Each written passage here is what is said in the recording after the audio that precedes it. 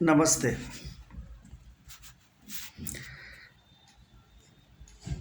આપણા જીવનમાં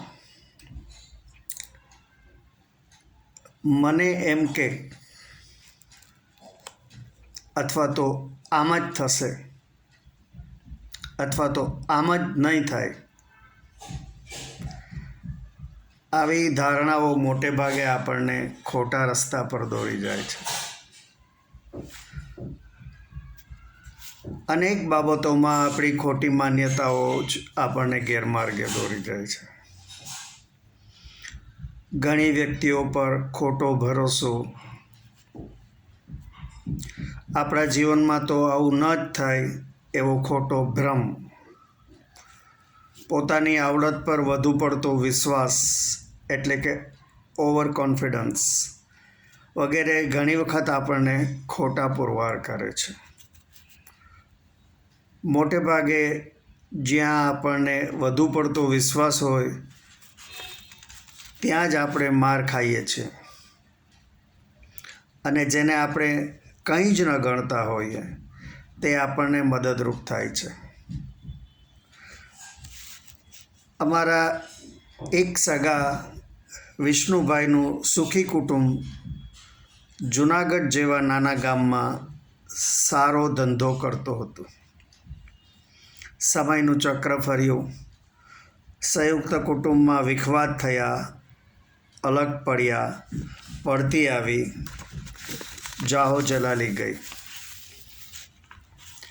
આર્થિક સ્થિતિ ખૂબ નબળી પડી ગઈ.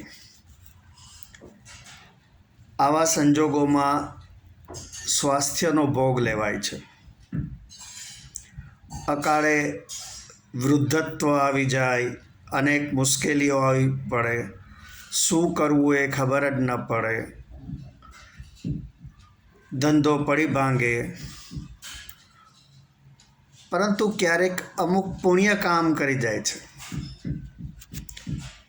સમય સંજોગોનો ભોગ બનેલા વ્યથિત વિષ્ણુભાઈ એક જગ્યાએ ચિંતિત દશામાં બેઠા હતા. કદાચ મનમાં પેલું જૂનું ગીત ગણગણતા હશે, કોઈ લૌટા દે મેરે બીતે હુએ દિન.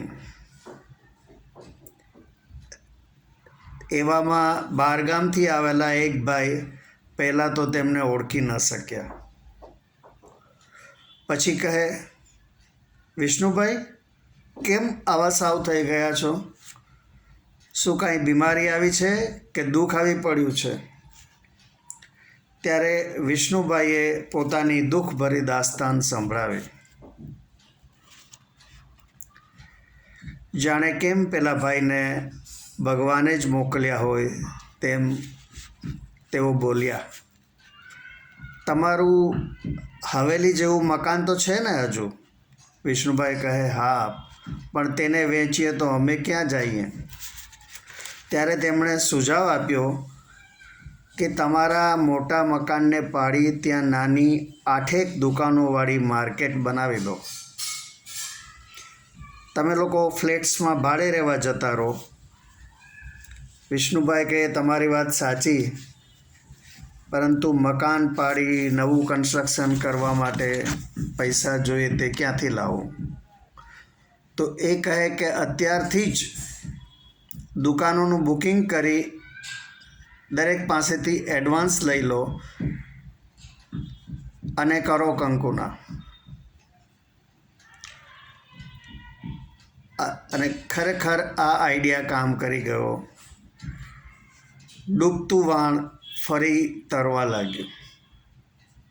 ગમે તેવા બુદ્ધિશાળી વ્યક્તિઓના જીવનમાં પણ સારા અને ખરાબ સમય આવે જ છે.